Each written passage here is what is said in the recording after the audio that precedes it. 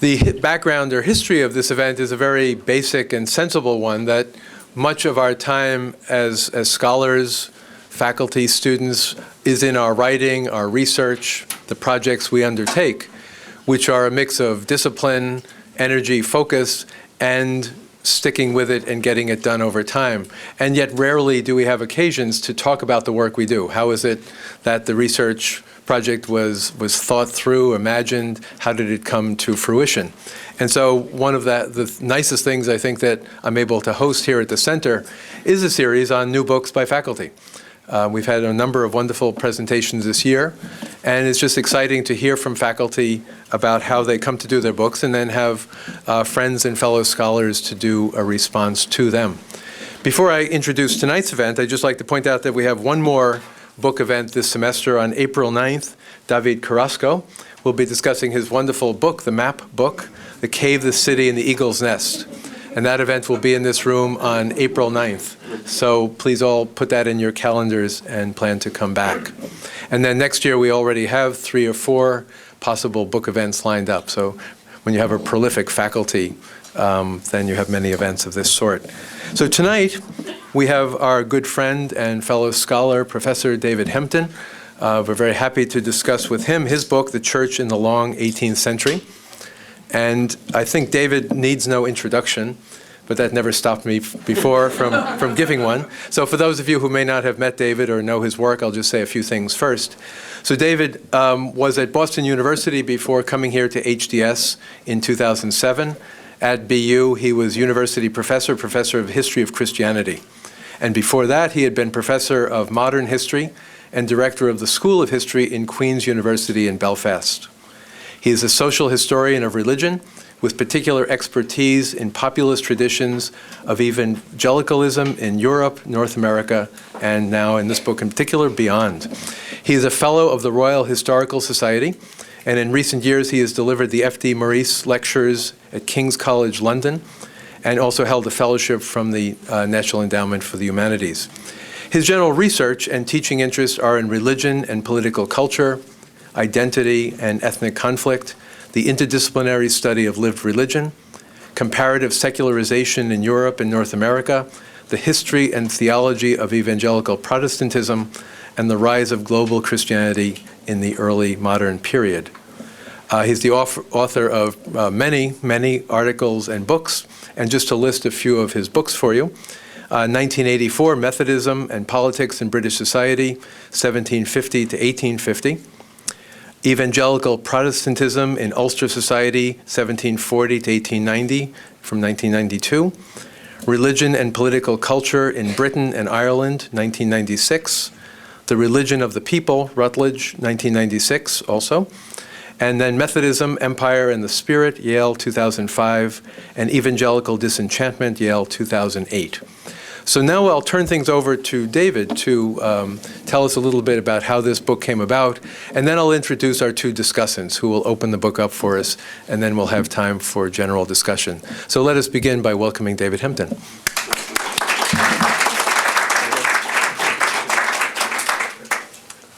Thanks, Frank, very much for that nice introduction. Thanks, everyone, for coming. I know late Monday afternoons after faculty meetings, and some of us started with 9 o'clock MTS committee meetings.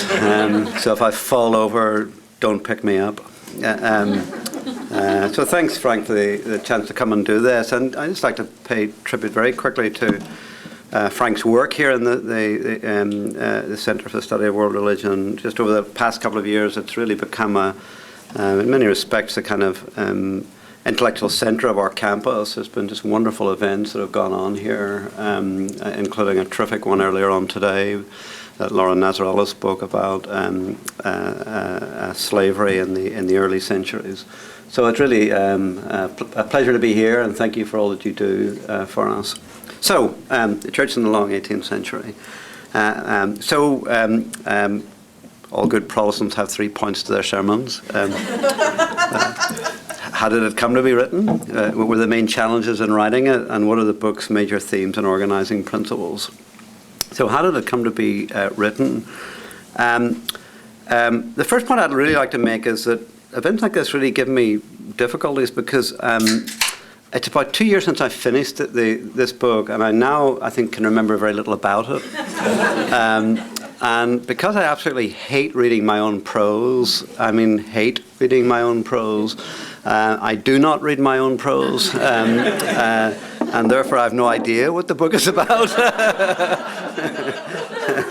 Which is quite a disadvantage. In fact, we joked this morning, Luann and I, that since she read the book more often than I did throughout this whole history, that if there were really difficult questions, she would just take them. So how it came to be written really was that I got a call one day from an editor that I'd worked with for one of the books, I think that Frank mentioned, Religion and Political Culture in the British Isles. A person who had been working with Cambridge University Press had moved to Tauris and was plotting and planning this new history of the Christian Church, and asked if I'd be interested in doing something with it. It had been put together by Gillian Evans, a medieval historian at Cambridge, and by Diarmaid MacCulloch, a very fine early modern historian in Oxford. And they are the ones who conceived the series. And then the authors were commissioned. So I was signed up then and there, which in many respects was a great mistake, because I broke a rule of a lifetime, which was never to sign a book contract before I'd written the book. And I really regretted that many times, because the really bad thing about writing a series is that you see these volumes coming out, and it's like the sword of Damocles. Oh, there's another one. Instead of feeling this great sense of collegial enthusiasm for your co-authors, you think, how did they do that? And they must have taken shortcuts. No one could possibly have done it. So anyway, I was one of the 7, and the aim was really to try and replace the old Pelican history of the church, which many of us were brought up on, I think. I just brought along the volume that is my corresponding volume. Frank said earlier that I'd brought this along to trash it so that I could make my own look better. Which he knows me too well, but I'm going to resist it a little bit.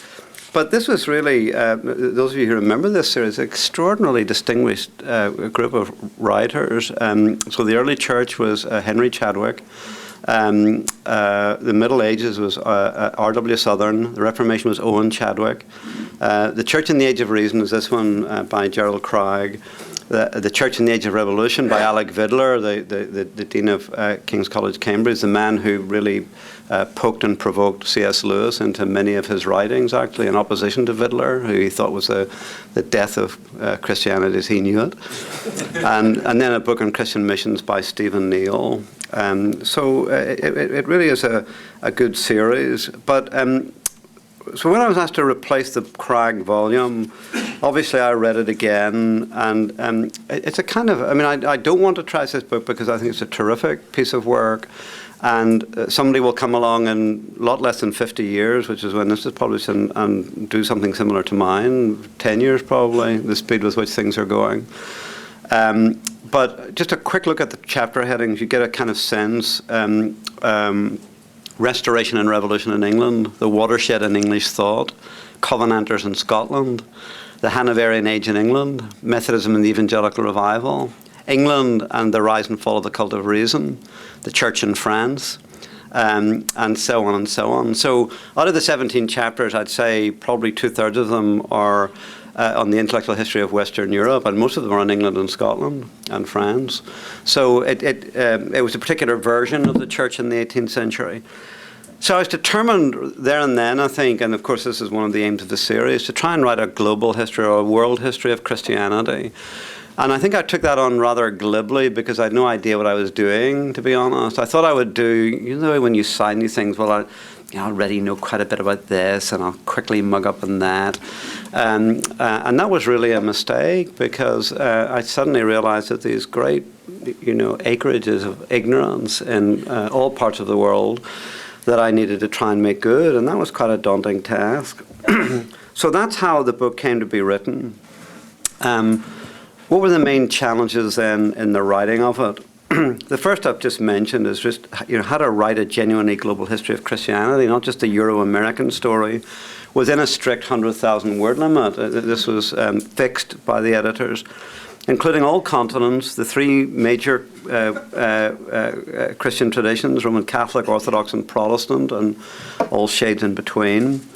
So the really difficult first task was just to try and construct it. What kind of architecture would this book have? How could you go about it, given just the vast amounts of things that are going on? Little things like the Enlightenment or the Evangelical Revival or the American and French Revolutions, all of these kind of topics. So I really hit on the idea, which I think was both a good idea, but also of necessity a limiting idea, which was to split the book into two a little bit. And one was to call one the expansion of Christendom, or encountering the other. In other words, European Christianity moving into all parts of the world through the, first of all, the Iberian empires, and then the English, Dutch, and even the kind of nascent American empire.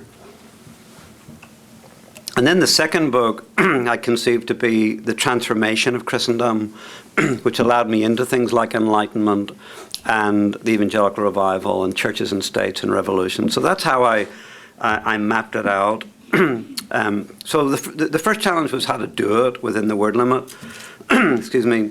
The second was how to master the existing scholarship, but also say something fresh about the most important subjects in the history of the 18th century. So things like the Enlightenment, I just didn't want to reproduce, or the Evangelical Revival, or the Scientific Revolution, or the European empires and colonialism, or slavery and the rise of abolitionism, or the growth of religious toleration, or even the American and French revolutions and the expansion of the Russian Orthodox Church. All of that was how to do something a little bit fresh with those well-known topics. And then the third challenge, I think, was that one thing about doing a book like this, unlike a kind of research monograph where you have your documents and you have your questions and you get on with it, I think this book, more than any that I've written, made me think more about the philosophy of history again, a subject which I hadn't reflected on very much since I wrote an essay on the subject on R.G. Collingwood from my medieval history professor at Queen's, very distinguished man who was the biographer of Henry II. And he called me into his room and said, Mr. Hempton, the way it was those days, this is a kind of interesting piece, but I really think you should not write this kind of thing again.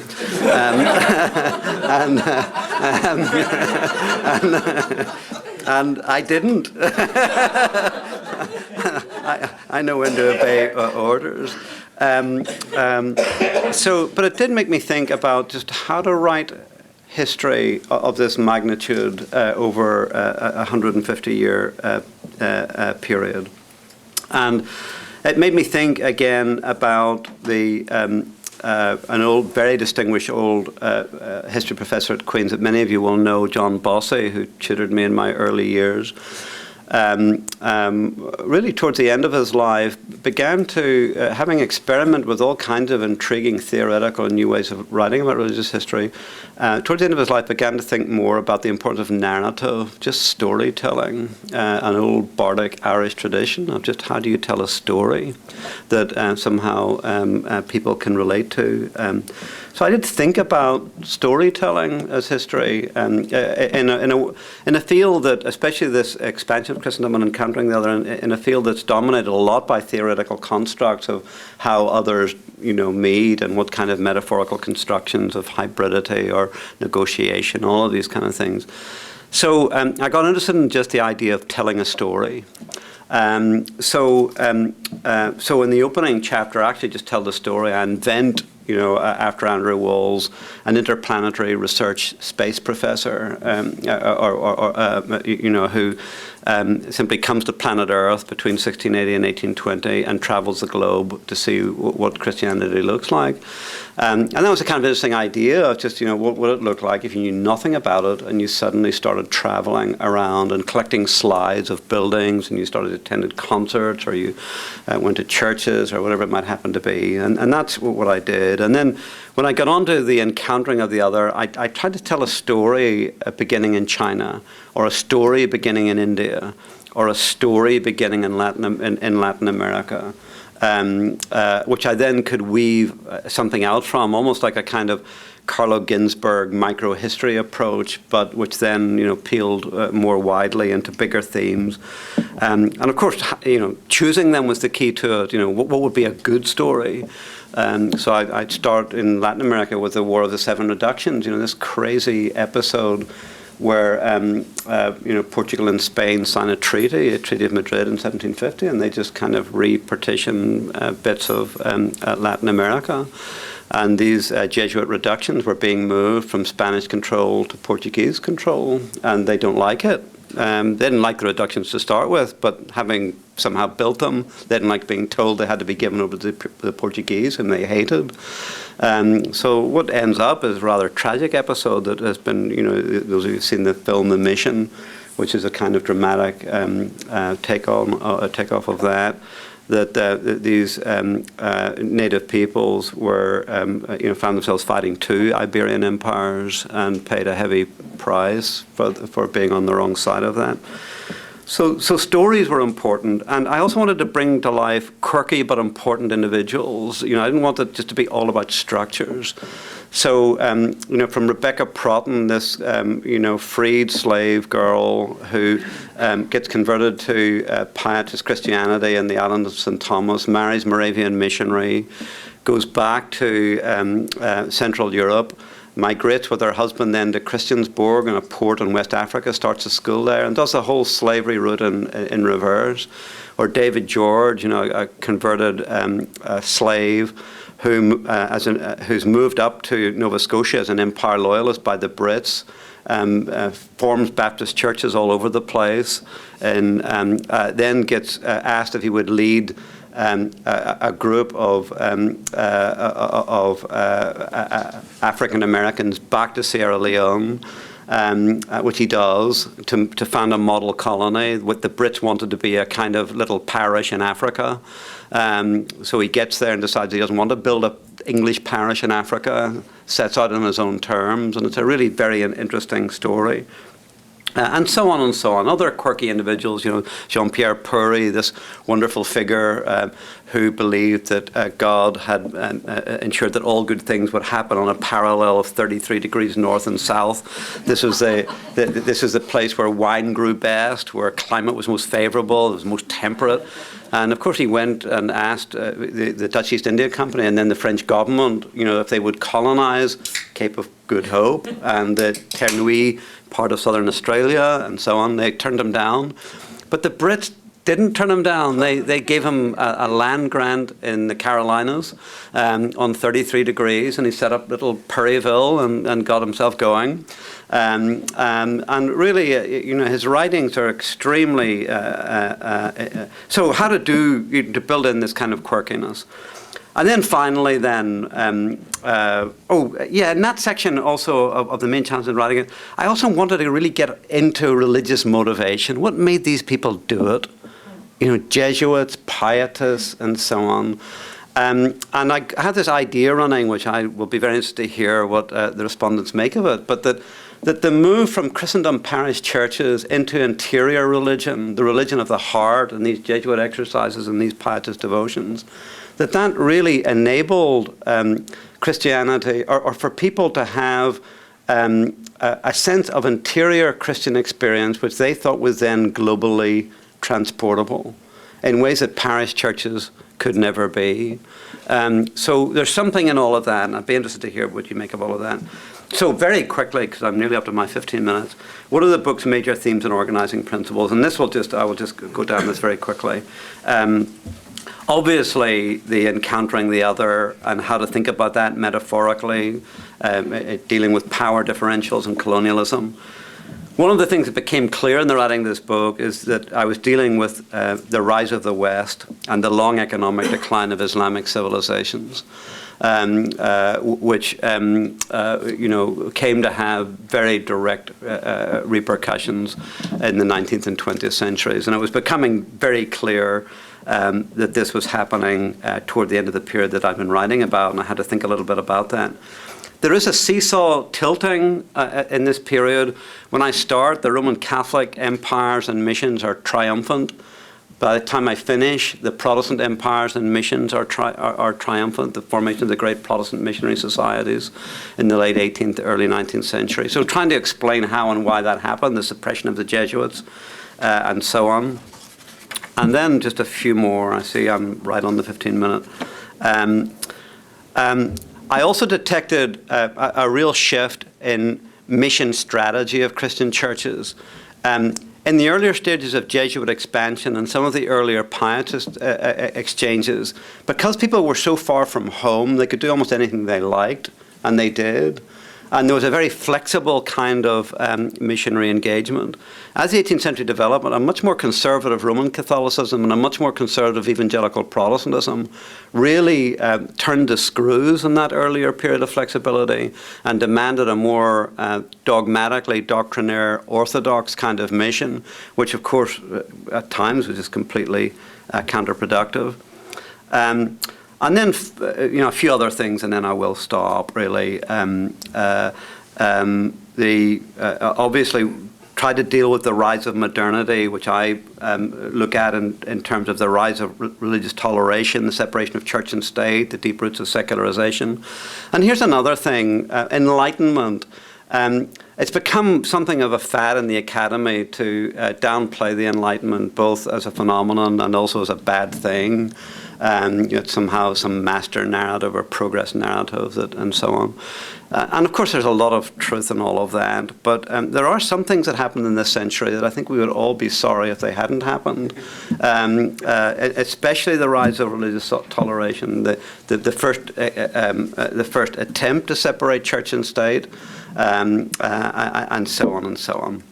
And then finally, the last point, and where the book ends is with continuity and change, because much in the long 18th century doesn't change very much at all. If you were to go back, you'd still see the old parish church steeples, the old parishes and burial yards, the festivals, the rituals, the kind of popular religion and popular superstitions, whatever that word means, and so on, would all be recognizable. And yet, in some important respects, really big things had changed in the long 18th century. So that's all I have to say, and I look forward with some trepidation to comments I've not yet seen. So thanks very much.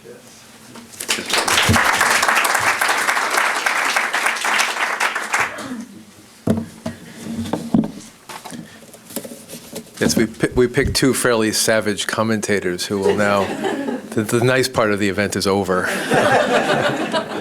I will, first of all, I realize I could have done this before, pass the book around. I brought our copy down from our library. So if you've not seen the book before, you can take a look and learn something just by reading just about any page. It's so full of brilliant things. With my affection for the Jesuit order, I can say that the little introductions to the Jesuits early in the book are quite brilliant, and I'd be happy to pass it on to anyone who wants to know where this drive to mission came. So it's really splendid in all its parts. And we have two friends of Harvard Divinity School, members of our community, here tonight to be our discussants. First, again, needing no introduction, Mark Edwards, a longtime member of our faculty, friend of the center here. Came to Harvard Divinity School first in 1987, when he came as professor of the history of Christianity, having taught previously at Wellesley College and Purdue University. He was here teaching at Harvard Divinity School until 1994, when he went off to become president of St. Olaf College in Minnesota. After being president, he came back here in 2003, rejoined our faculty, and has been a priceless, precious member of our community in so many ways over these last years. He's written a number of books and articles, particularly on Martin Luther and the German Reformation. For instance, one recent book that was reprinted in 2005, Printing Propaganda and Martin Luther, deals with the West's first mass media campaign and Luther's pivotal role as both the subject and object in the struggle for the hearts and minds of 16th century Christians. At St. Olaf College, I might add, Mark became interested in religious perspectives in American higher education today, and so published a small and extremely useful book, Religion on Our Campuses. asking questions about religion on campus, how it's taught, how it's practiced, how it's lived, exploring the development of academic culture in America and its conflicted relationship with religion, especially Christianity. So we're glad to have Mark here tonight. And then another person who only for some of you needs an introduction because Heather is coming back to visit us. Heather Curtis is assistant professor in the Department of Religion at Tufts University. But Heather received her doctorate here in the history of Christianity and American religion, finishing in 2005. So welcome back to our campus.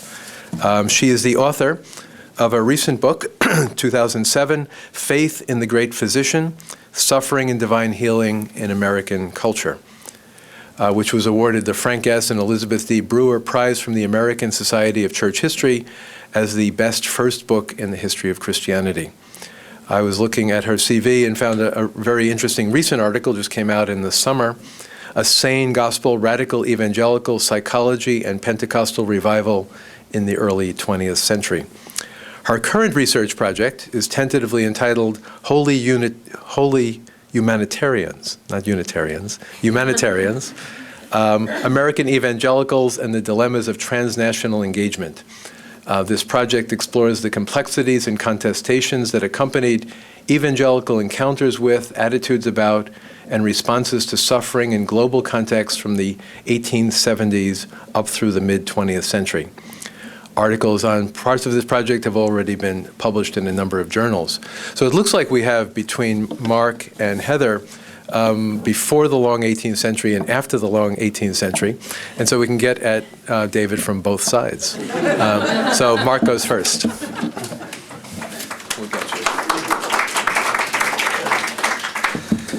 Well, thank you very much. Thank you, David, for a very pleasant read. It's hard to think about how one goes about commenting on a textbook.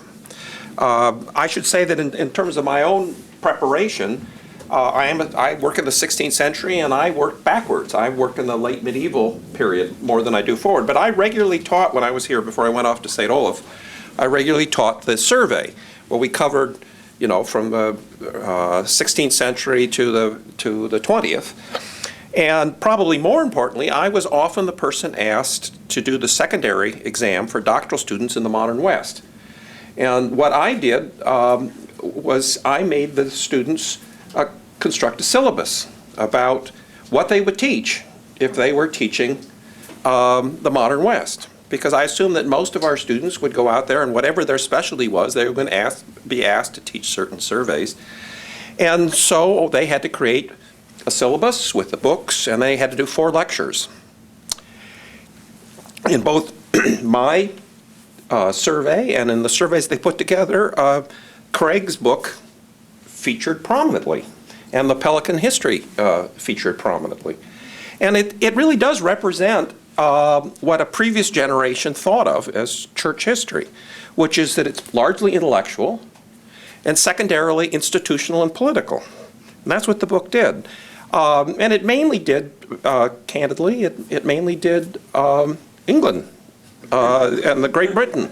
I was delighted with it because I, coming from a different generation, could then do my lectures on the social history of the period, bring in a variety of things that Craig didn't deal with. If I were to assign David Hempton's book now, I would have nothing to say.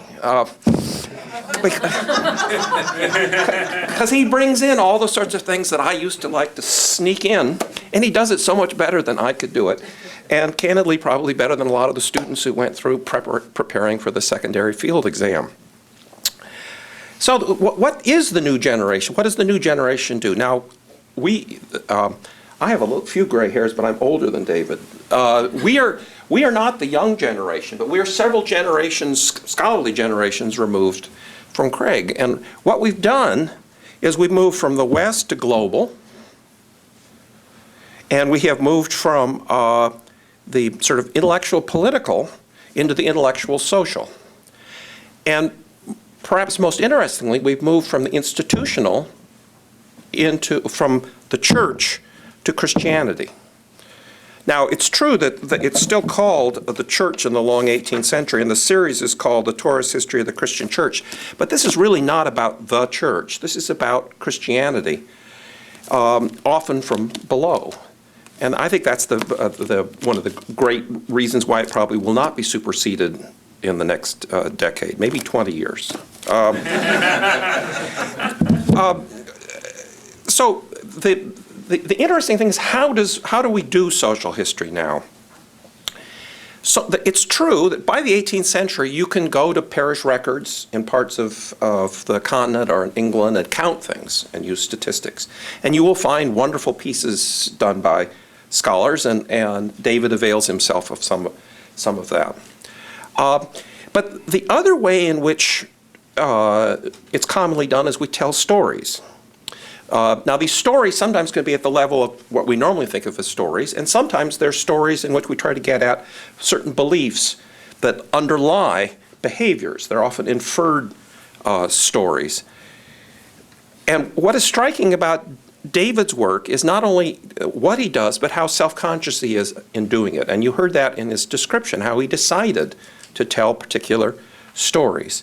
So he covers an area with the specificity, the awareness of context and contingency that a historian is expected to display, by picking a well-chosen example and suggesting by inference that this is representative of what's going on in other places. So, for example, in Latin America, when you're talking about the encounter, David takes the Guarani, and then it takes a faith healer from Lima, Peru. And he draws on, in the case of the Guarani, some wonderful detailed studies, but also primary texts. The Guarani send a petition, and then he takes that apart and tries to infer what are the thoughts that are underlying this particular. And similarly, he looks at court records in the case of the Lima, Peru, and the faith healer, and tries to explain how that works. And this strategy follows over and over again. And so he already told you that he did that. I was just struck by how often that worked and how well it often worked. Of course, the question is how representative is it?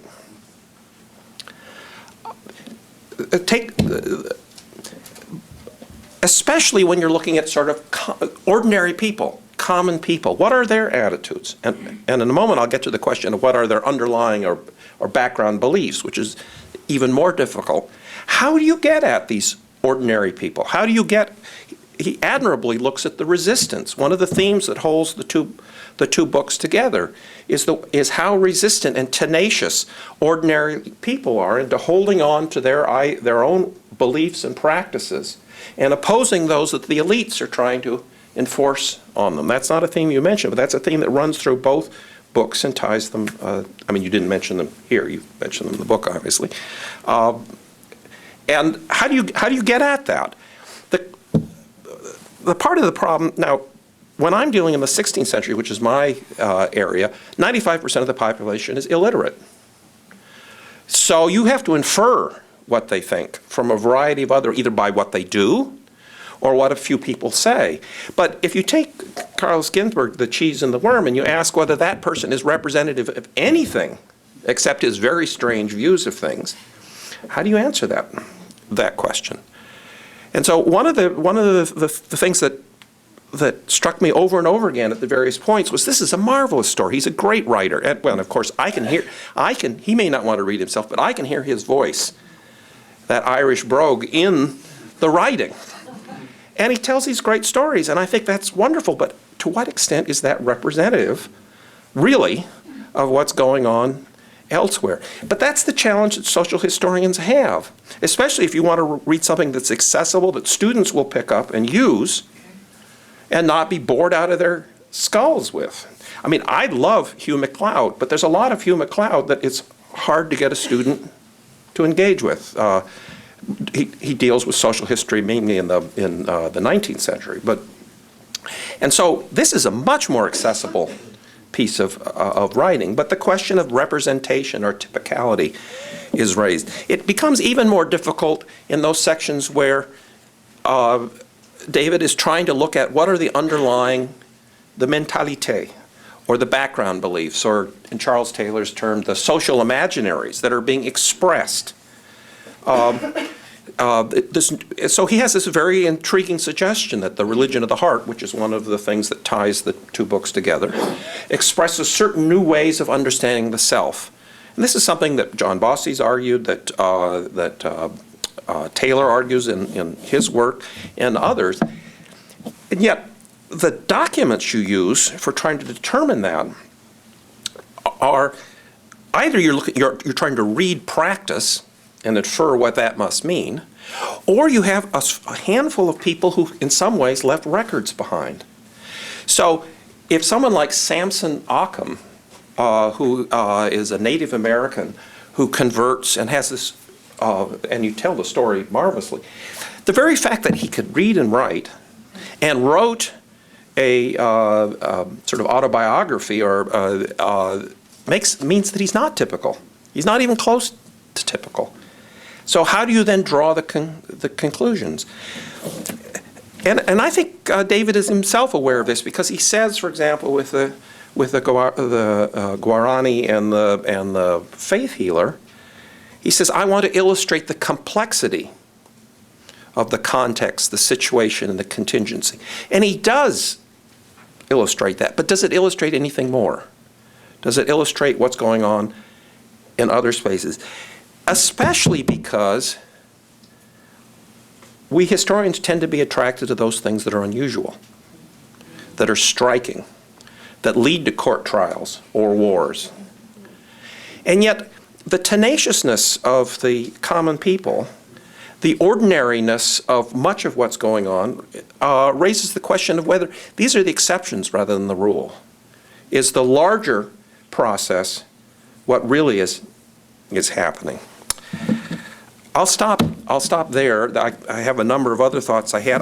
I will say that one of the challenges to use this book as a teaching tool is that it is necessarily selective. I mean, he calls this a sacred responsibility and a fool's errand. And he's carried the fool's errand out beautifully. But especially when you're looking at the world as a whole, this enormous global expanse in almost 150 years, you have to leave so much out. Now, that does leave the student who's writing the syllabus or the professor who is teaching a survey plenty of opportunity to fill in at various places. But it means that the student there's a great deal that the student needs to know that the student will not get in the book. And I'll just mention one, as for example. The long 18th century is the preparation for the emancipation of the Jews within Europe. It is a watershed event in the history of Christianity and the history of Western civilization. There's no mention of it that I could find. I say this not as a criticism, but as an observation. Similarly, although he can look at what happens in Great Britain and Ireland on the church-state relationship among Protestants, and then he looks at Catholics on the continent. But you know, the Protestants on the continent are as diverse, as wild, and probably as important. And there's nothing on that, because again, he's necessarily selective. I want to conclude by saying that his selections are delightful. His stories are wonderful. This is a book worth reading. I must admit that I didn't like the alien comparative religionist. And in fact, that's the one section of a chapter that didn't work for me. Yes. But if that's the only serious critique I have of the book, you know it's a very fine piece of work. Thank you, David.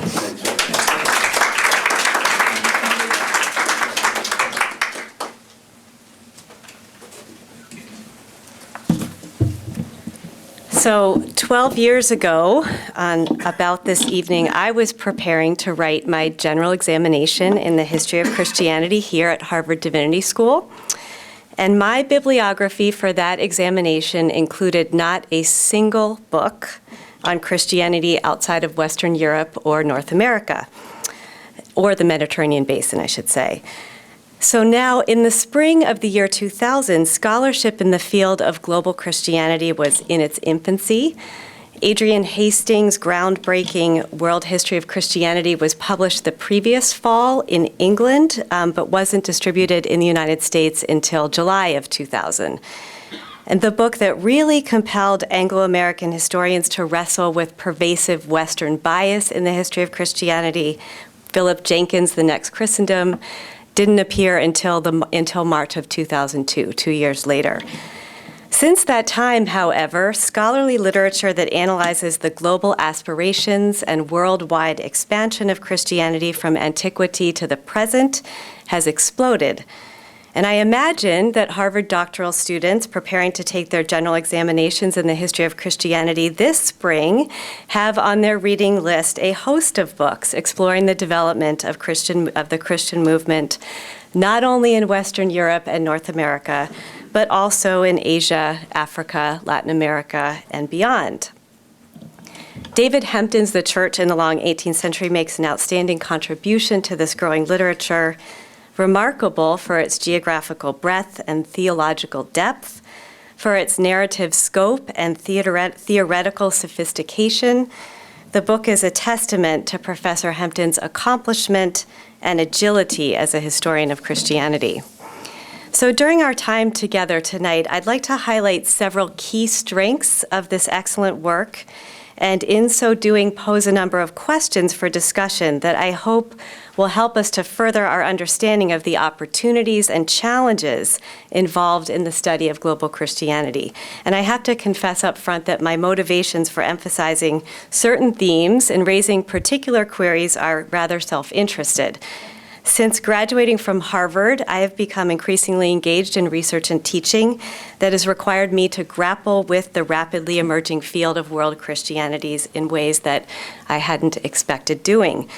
During my second year as an assistant professor at Tufts, I developed a course entitled Christianity and Globalization as a means of complementing and redressing the focus on Western European Christendom in my own survey of Christian history.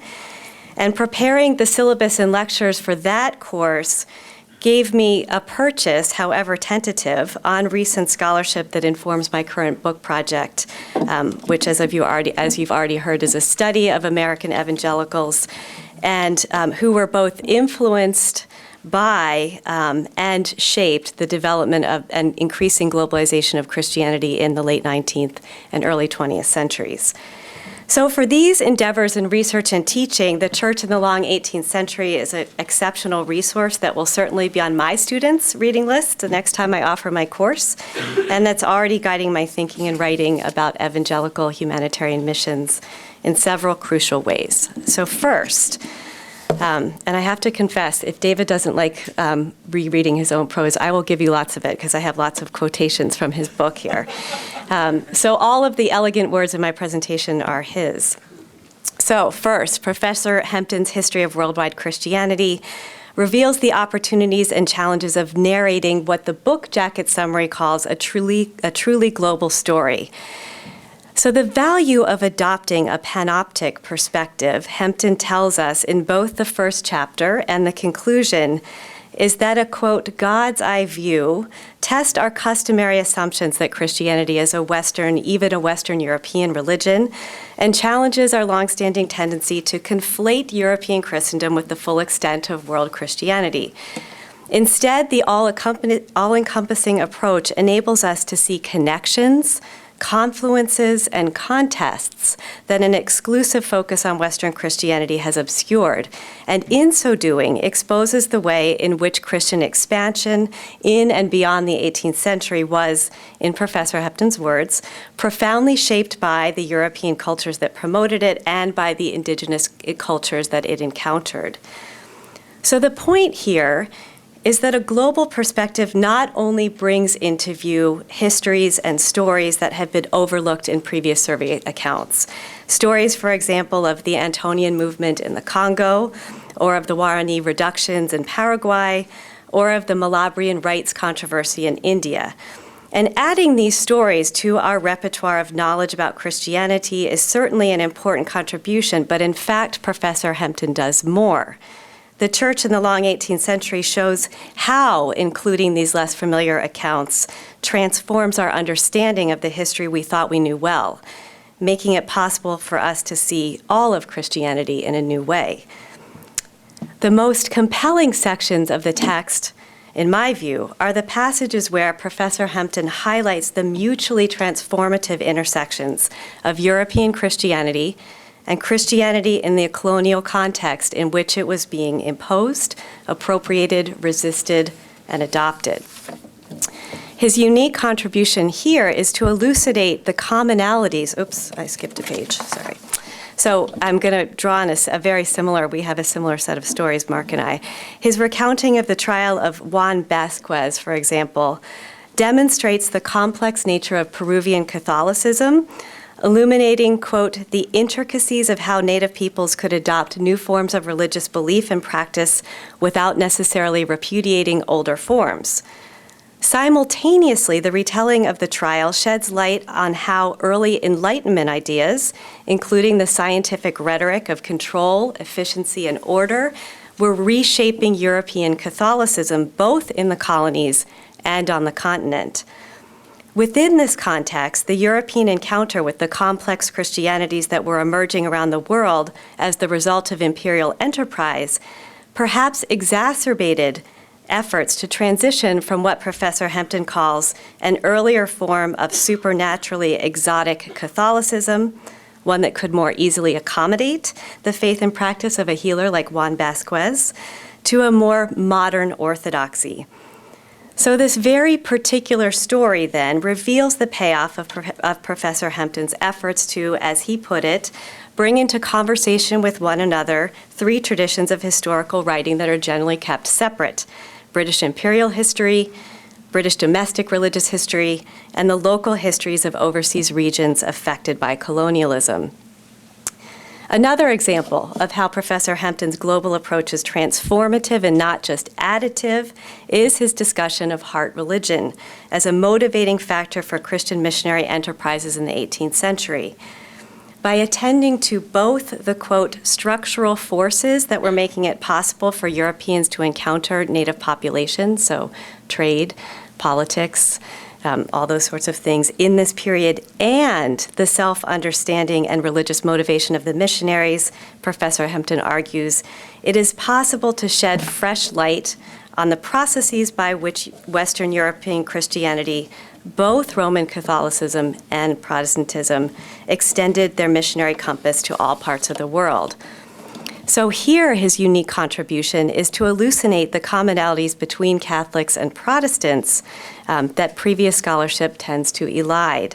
Rather than replicating the confessional division that structures most histories of 18th century Christianity, Hempton's panoptic view shows how Protestants and Catholics were developing parallel traditions of spirituality based on the religion of the heart. These traditions fostered forms of self-consciousness and self-discipline that prompted European women and men to dedicate themselves to lives of missionary service, through which they sought to, quote, extend Christ's rule on earth, and in so doing, contributed to Christianity's rise to globalism. So these examples indicate that by taking a panoptic view of the church in the long 18th century, one that brings together European Christianity and the Christianities that arose out of colonial encounter, that puts Protestants and Catholics side by side, that connects Enlightenment philosophy with indigenous creativity, Professor Hempton generates invaluable insights that expand our knowledge, challenge our assumptions, and transform our history. So, given the extraordinary benefits of this global approach, I'm curious why Professor Hempton divided the church in the long 18th century into two separate books that segregate rather than integrate the themes of Christianity's worldwide expansion on the one hand and its largely internal European transformation on the other. And as I read through the first three chapters of Professor Hempton's text, those that focus on the growth and geographical expansion of Christianity beyond Europe to other parts of the world, I was continually impressed by his ability to show how analyzing encounters between Europeans and their others force historians to extend and revise their narratives of the history of Christianity. Indeed, all the examples I've already cited are drawn from these first 3 chapters. The 3rd, 4th, and 5th chapters, Professor Hempton tells us, quote, contain material that is more familiar and can be read independently. And when I arrived at these chapters on the Enlightenment, evangelical revivalism, and church and state, I did find myself in more recognizable territory. This is not to say that Professor Hempton's analysis of these customary themes contains nothing new. In fact, he does a masterful job of summarizing extensive scholarly debates on these topics and offering a fresh perspective that advances our understanding of each. So in Chapter 4, for example, Professor Hempton argues that the relationship between Christianity and various aspects of modernity in the 18th century was complex and ambiguous, not a tale of warfare between religion and science, nor a triumphal narrative of the rise of religious toleration and anti-slavery sentiment, nor a story of secularization. Deftly synthesizing recent scholarship on all these topics, Professor Hempton forwards his own conclusion with conviction and authority. Yet I still wonder whether it would have been possible to restructure the church in the long 18th century so that the themes of expansion and transformation were in constant dialogue throughout. What might have been gained from such an approach? Would some things have been lost? And I raise these questions for discussion out of a real desire to think together about the challenges of narrating the history of global Christianity. In my teaching, I too have segregated the history of Western European Christianity, which I teach in my introductory survey, from the history of Christianity's expansion from Europe to other parts of the world. And from the beginning, I've been unsatisfied with this division, and I'm trying to reimagine ways of doing it, the most likely of which is chronological rather than geographical. But I'd like to hear what others have to say about this challenge. A second topic I'd like us to reflect upon together involves the theoretical challenges and opportunities of analyzing encounter and the kinds of Christianity that result from it.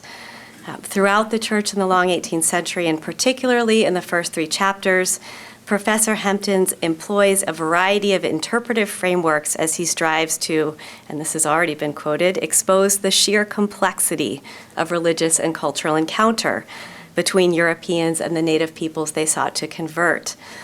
The result of this struggle is a theoretical sophistication that distinguishes this book from surveys that adopt what Professor Hempton calls a more encyclopedic method. Readers of this work wrestle with the implication of Marxist, post-colonial, and feminist theory for the study of global Christianity, while also gleaning insights from the disciplines of missiology, intellectual history, linguistics, and anthropology. No single one of these approaches on its own, Professor Hempton argues, sufficiently captures the intricacies or gets to the heart of the complexity of cultural encounter. Historians, he tells us, have struggled to find adequate terms to explain this complex reality. And while, quote, concepts such as hybridity, syncretism, and hierarchies of power, and metaphors of borrowing, melting, and creolization are, in his word, not without their uses, they have a way of flattening out the sheer life and complexity to be found in early modern encounters. Even, quote, more advanced discourses of acculturation and transculturation, of accommodation and negotiation, of imitation and appropriation, of syncretism and translation, and of homogenization and globalization seem sterile, unsatisfactory conceptual frameworks. Phew. So, yes. So I have to ask, what is a scholar of global Christianity to do? And this is David's question, what are the most satisfactory analytical and metaphorical categories for explaining the complexities of encounter? In various ways, as both David and Mark have already signaled, David seems to suggest that that only stories can offer a framework that, in his words, leaves room for agency, however circumscribed by coercion, flexibility, complexity, differential power dynamics, and a clear sense of change over time and place. The case studies he presents, and here it would be interesting to talk about, I didn't see them so much as representative. I saw them as trying to draw attention to the interplay between individual subjectivity and structural forces, personal agency and the restrictions of social realities in nuanced ways that allow no easy resolution, no reduction to a particular theoretical approach, analytical category, or all-encompassing term.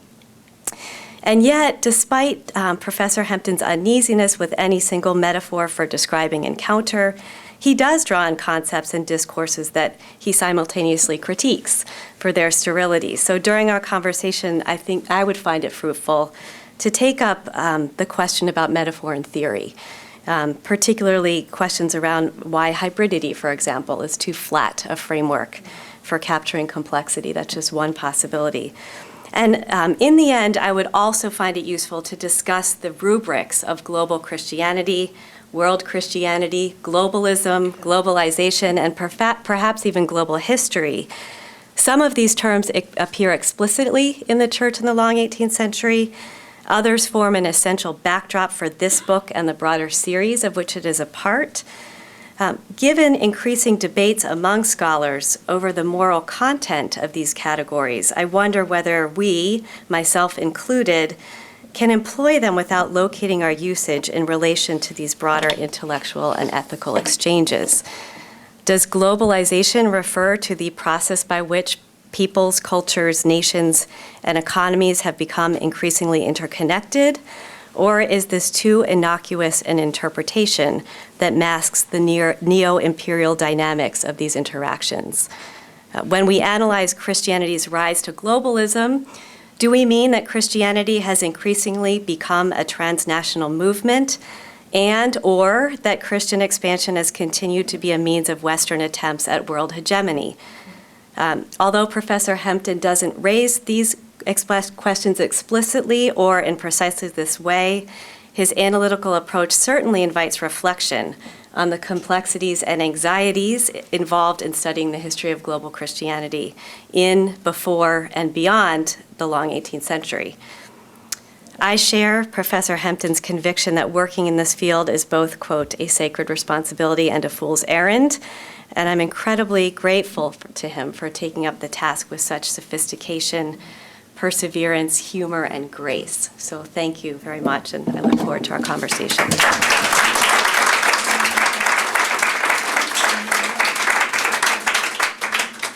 So David has been bashed from the right and the left. We'd like to give him a few minutes to retrieve his reputation before we open it for discussion.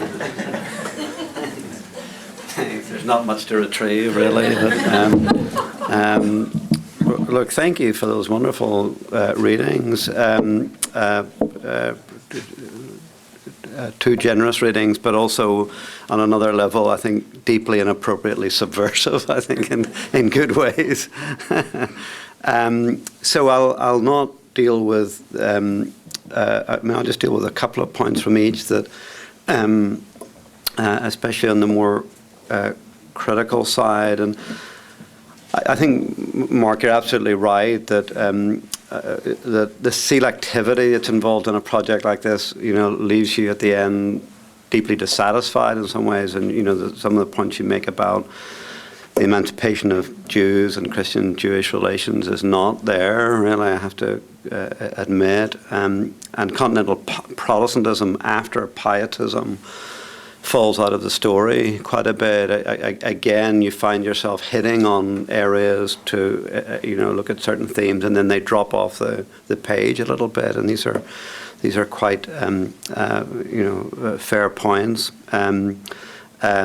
So your summary of what has happened in the last 50 years, West to global, intellectual to social, institutional to Christianity, history from below, all of these things I think are spot on the mark. I think on the idea of representation and how representative our stories, I do see the force of this, but in a way I thought in the telling of the stories that the real aim of them was almost like a kind of sacramental unpicking, so that these bigger issues were out there more than making normative claims about what was happening. To go back to the faith healer, for example, there are hundreds and hundreds and hundreds of these extirpation heresy trials in this period. So in a way, I was just trying to get at the idea of a kind of European Catholicism dealing with a Latin American indigenous tradition, and what were they, and using extirpation trials as the fault line between the two to see what really is going on in all of these things, and moreover how they change over time, that these trials change their shape. They become more Enlightenment trials, ironically, as time moves on.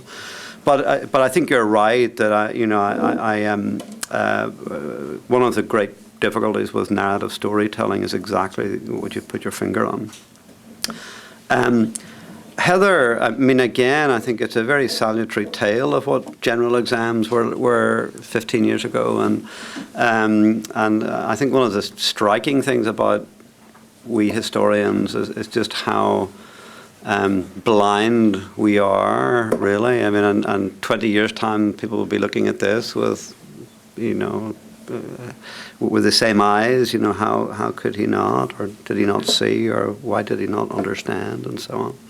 So this is just one of the sad things about being a historian. You know that most of your work will be superseded in a couple of decades. It's kind of yes. I think you put your finger, both of you, in your different ways, on one of the, what I think is a strength, but also what I think is one of the great weaknesses of the book, and that is the separation of the book into two, in a way. There is a kind of jumping across in various categories, but I almost think that it either needs a third book, a stronger concluding chapter where these two parts of the world are brought more decidedly into conversation with one another, or a different thematic structure altogether where there's a dialectic going between the two the whole way through the period.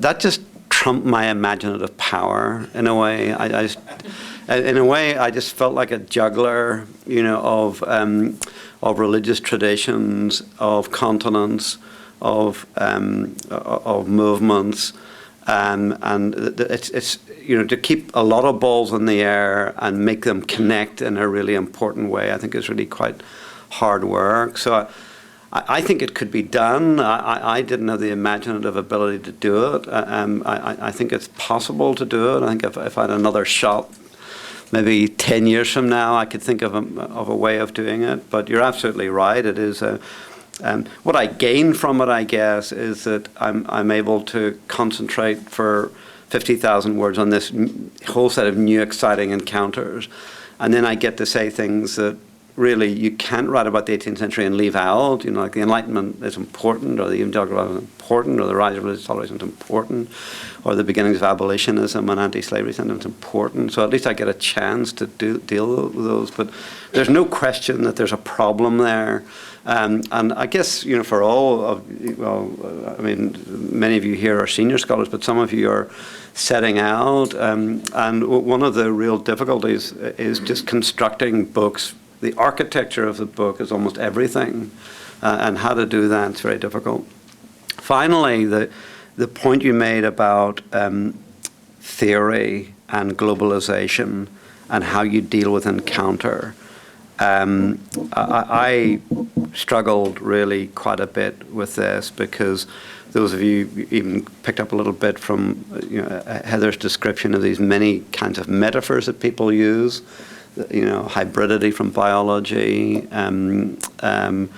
borrowing from economics, or the melting pot from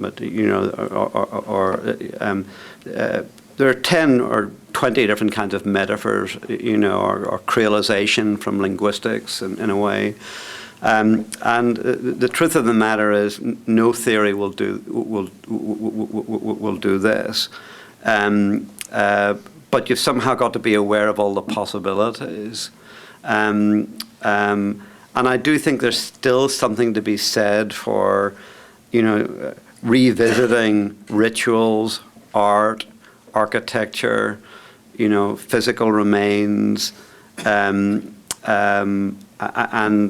with a good reading of them, I think some of my reading was okay on the Latin American side, I think, because I had really good research assistant help Sonia Hazard, who helped me see things that I never saw before. But I think that's just a real problem, about how you build. Again, it's a problem of choice. That if you go for a heavy theoretical analysis, what we hear from general readers all over the place is that they just don't. They just fold it up and put it away. So it may work in the seminar classrooms of Harvard, but it doesn't play out in the in the rooms outside. So if you want to talk to a general audience, you simply can't spend all your time, in very abstruse theoretical constructs. So how to be theoretically alive? And I must say, one of the weaknesses of my own intellectual training was, time and place was not a strong dose of theoretical understanding. And you never really recover that deficit. I mean, this is one of the problems with life. All of those sins of one's early years come back to visit you.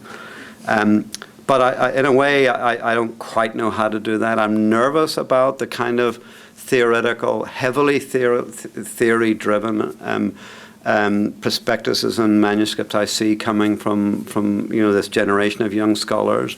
That they're both, I think, tremendously insightful, but also deeply disturbing to me, because I've grown through many theoretical models from Marxism on that proved really not to deliver what they promised.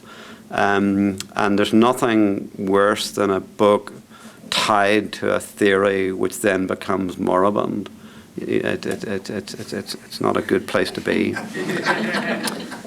So these are great comments, and you've exposed, I think, some of the strengths, but also, sharply put your fingers on the weaknesses of the book, which I'm really very grateful for a good close reading. Thank you.